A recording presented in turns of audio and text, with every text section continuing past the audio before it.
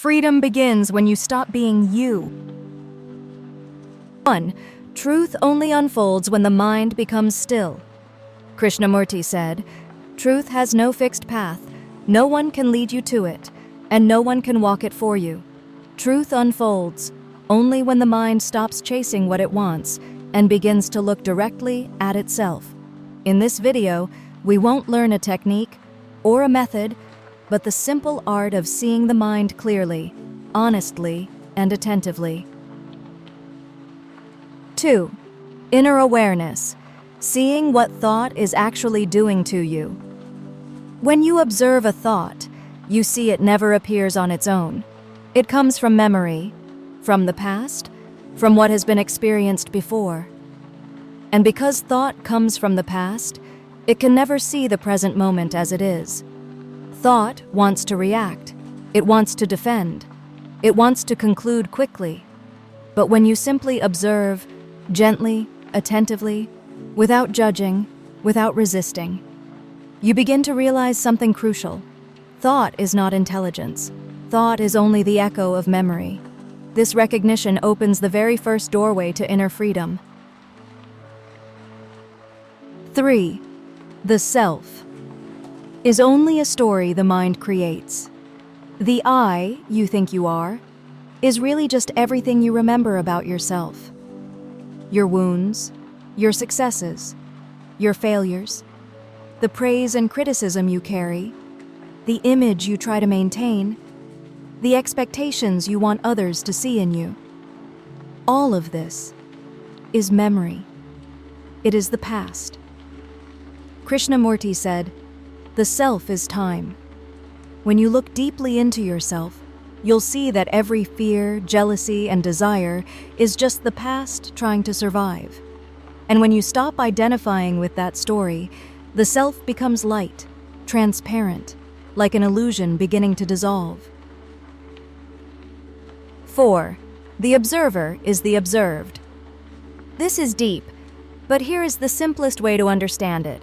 When you say, "I am observing my fear," you think there are two things, you and the fear. But Krishnamurti showed that the observer is the observed. Fear is created by thought. The you who observes fear is also created by thought. So the two are one movement. When you see this, inner conflict disappears, because conflict only exists when you believe, "I must fight my fear." But when you see that the I is just another memory, the whole divide collapses. And in that collapse, there is real freedom. 5. Aware action. Action from clarity. When you stop reacting from old patterns, your actions become clear. No more defending, no more automatic replies, no more words born from wounded memory. Now, you act from clarity, not from the past. When someone attacks you, you can see the whole inner movement. Fear, self-protection, the urge to react, memories rising to repeat old stories. You see all of it, in silence. And when you truly see it, it dissolves. Then action flows from natural intelligence, not from memory. Such action is light, yet powerful, clear, yet without harm.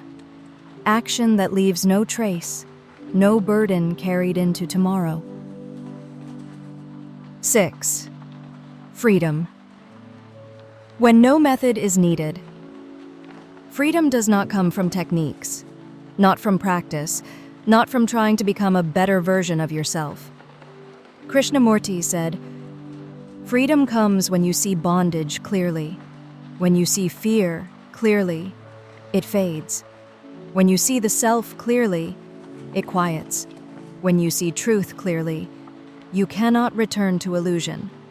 To see is to change. No roadmap, no teacher, no time required. Truth does its work in the very moment you see it. 7. The living silence of freedom.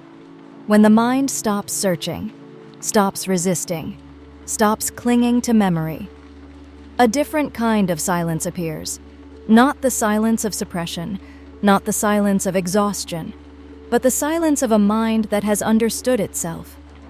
In that silence, there is no observer, no goal, no "I must become," only life, unfolding completely. That silence is intelligence.